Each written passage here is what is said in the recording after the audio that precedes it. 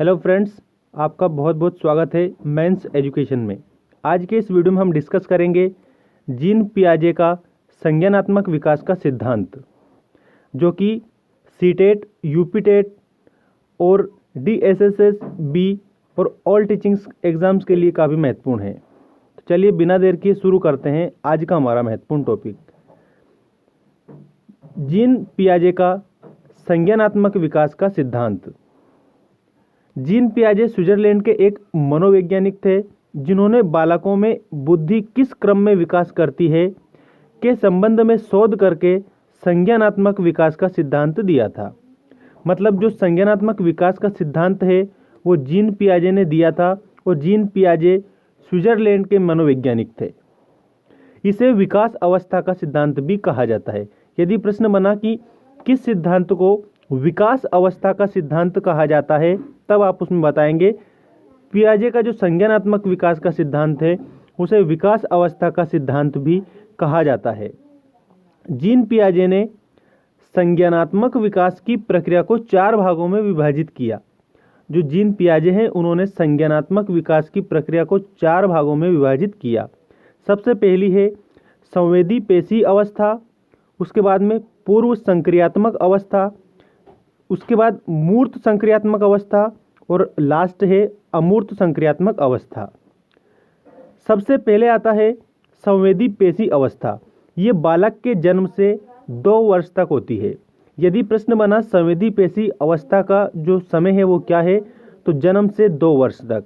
इस अवस्था में बालक संवेदनाओं और शारीरिक क्रियाओं द्वारा ज्ञान अर्जित करता है। अब कहने का अर्थ क्या है कि जो संवेदी पेशी अवस्था है उसमें जो बच्चा है संवेदनाओं और शारीरिक क्रियाओं के द्वारा क्या करता है, ज्ञान अर्जित करता है। इस अवस्था में उसके लिए केवल उन्हीं वस्तुओं का ही अस्तित्व होता है जिन्हें यह देखता है। मतलब जिस वस्तुओं को वो देखता है, जिन वस्तुओं को देखता है बालक, उसी का उसके लिए अस्तित्व होता है। इस अवस्था में उसकी बुद्धिमत्ता उसके कार्यों द्वारा ही व्यक्त होती है। मतलब जो बालक की बुद्धिमत्ता है वो उसके कार्यों द्वारा अभिव्यक्त होती है संवेदी पेशी अवस्था में, जिसका समय जन्म से 2 वर्ष तक होता है। इसके बाद में दूसरी अवस्था आती है पूर्व संक्रियात्मक अवस्था। पूर्व संक्रियात्मक अवस्था 2 से 7 वर्ष। पूर्व संक्रियात्मक अवस्था का जो समय है 2 से 7 वर्ष है। इस अवस्था में बालक अपने आसपास की वस्तुओं को पहचानने तथा उनमें अंतर करने लगता है। जैसे अपने आसपास की जो वस्तुएं हैं उनको क्या करता है, वो पहचान लेता है और उनमें अंतर करने लगता है।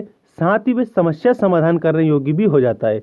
मतलब समस्या समाधानकर्ता के रूप में भी वो पूर्व संक्रियात्मक अवस्था में हो जाता है।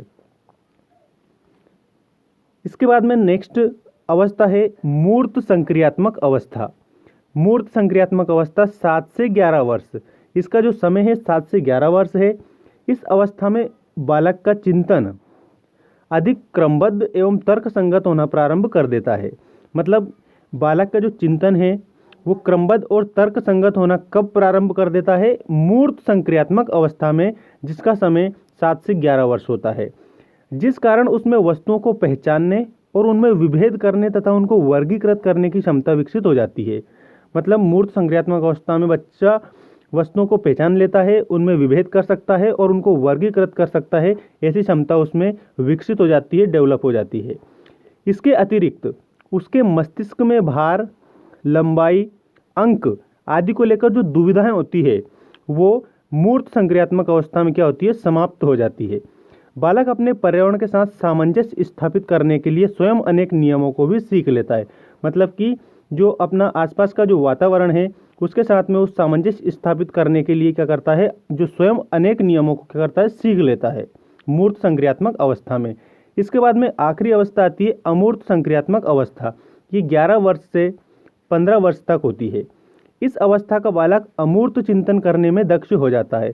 जैसे अगर प्रश्न बना कि अमूर्त चिंतन करने में बालक कब दक्ष होता है, तो वो अमूर्त संक्रियात्मक अवस्था में होता है 11 से 15 वर्ष में।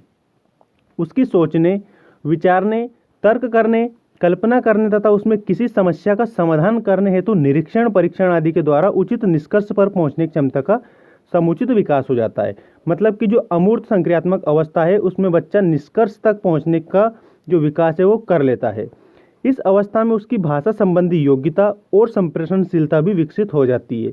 मतलब बच्चे की भाषा संबंधी योग्यता और संप्रेषणशीलता विकसित कब होती है? ये होती है अमूर्त संक्रियात्मक अवस्था में। अमूर्त संक्रियात्मक अवस्था 11 से 15 वर्ष तक होती है। फ्रेंड्स, ये था आज का हमारा टॉपिक। यदि आपको वीडियो पसंद आया तो वीडियो को लाइक करें और चैनल को अभी तक सब्सक्राइब नहीं किया है तो चैनल को सब्सक्राइब करें। मिलते हैं नेक्स्ट वीडियो में। धन्यवाद। जय हिंद, जय भारत।